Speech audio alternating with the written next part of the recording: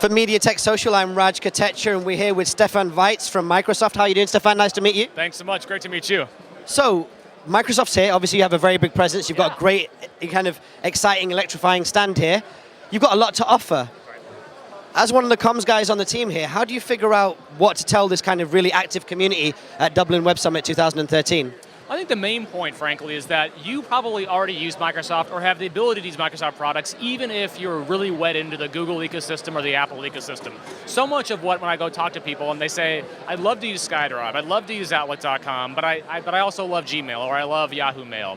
And so, or I use an Android device or an iOS device. And the point really is that you don't have to give it up. I'd like you to, but you don't have to. So if you have an iOS device or an Android device, or you always use a Mac, there are services that you can use that you probably already have with your old Hotmail account or your new Outlook.com account that are free. And they're better than anybody else's free products, better than a lot of folks' paid products. So is this Microsoft's big bet, the strategy that, let people know that you can use it on all devices? Because it's been a period of time since Microsoft's glory days. There's a lot of catching up going on, and you guys are kind of all in on this ubiquity strategy?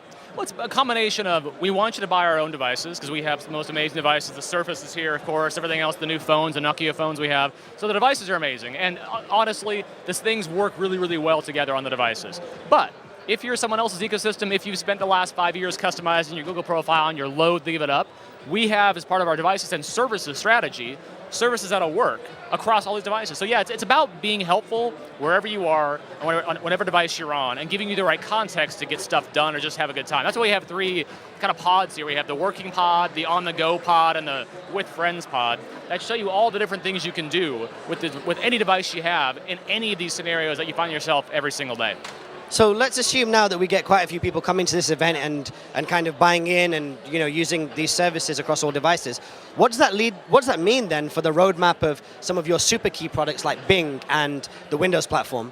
Well, certainly for things like Bing, we work across all devices today. We power Siri on iOS. We work well on Android. We do a lot of the work behind the scenes to make a lot of products better. So even within Microsoft, Bing is on Xbox, Bing is on Office, Bing is on Windows as part of Windows 8.1. Bing powers a ton of things on Windows Phone. So, including Facebook, right? We also work with Facebook, exactly. And we get information from them, they get information from us. So our strategy really is to be the company we were a while ago, which is a platform company. And we can build a platform that enables people to author in and use our reach. We still have the biggest reach of almost anyone in the world, right? So helping people get better reach to all those customers, doing different things on different devices in a way that makes sense to them. So here's my observations about Windows Mobile, about Nokia and so on. It seems like even the hardcore critics, the Stephen Frys of the world, will tinker with your products, hack your products, and eventually say that, these are damn good products. And so, in terms of catch-up, you guys have done a really good job in the last few years. However, when you walk around Web Summit 2013, you also see the next paradigm, the next shift, which is wearable technology and so on. Where do you guys stand on that? Because I don't really feel or see that so much at the stand this year. I'd love to be able to talk all about that. There's a lot of work happening in wearable technology at the company.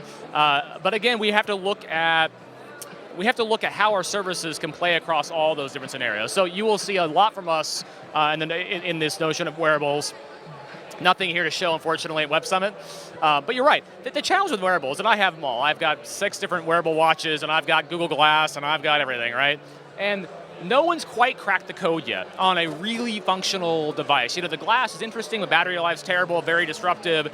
All my different smartwatches are interesting, but same kind of thing. No one's figured out the combination, I don't think, of the right information to push to the right device to enable you to not be distracted, but be productive in a way that doesn't creep out the rest of the planet. And I think we've got some stuff we're working on, obviously, which we think will do a good job of that, but I think it's going to be a multi-device scenario going forward. I don't think you're going to have just Glass or just a Meteor smartwatch or whatever. Right? We think you're going to have multiple devices that perform multiple functions and respond to what it is you're trying to get done. And it doesn't mean that they all have to come from one vendor. The world's moving to a vendor agnostic model in many cases, right? So if I have a great watch from Microsoft and great glasses from Yahoo or whatever, and these things, they all have to work together. But we think that's the only way that wearable is going to really leapfrog into the mainstream consumer. Right, well, we like the fact you mentioned a significant product there from Yahoo. It's good that we have people on here with a great sense of humor. So, With that said, thank you so much for taking the time to talk to us today, Stefan. Wish you all the best at WebSummit 2013, and continue to check out MediaTekSocial.com. Some of the links to Stefan's products and Microsoft products will be in the bottom of the YouTube link and on MediaTekSocial.com on the blog post. Thank you so much, Stefan. I appreciate it. Thanks so much. All right, guys, thanks for tuning in. Stay tuned.